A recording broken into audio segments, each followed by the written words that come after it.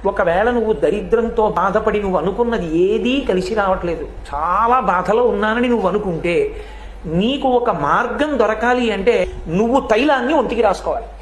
ఆ లక్ష్మి ఏది పట్టి ఉందో అది వదిలి లక్ష్మి పట్టుకోవాలి. లక్ష్మి పట్టుకోవడం అంటే నువ్వు సంతోషంగా ఉండాలి, ఆనందంగా ఉండాలి.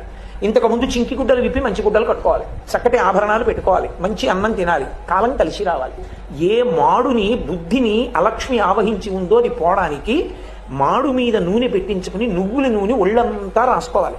ఒళ్ళంతా నువ్వుల నూనె రాసుకుని తలస్నానం చేయాలి. ఇప్పుడు తెల్లవారుజామున ఒక జాము వేళ ఉండగా అలా దీపావళి పండగ నాడు స్నానం చేసి దీపం ఎవరు పెడతారో అలాంటి వాళ్ళందరికీ కూడా ఒకటి పాప పరిహారము, గంగా స్నానం చేశాడు అని ఫలితం వేసేస్తారు.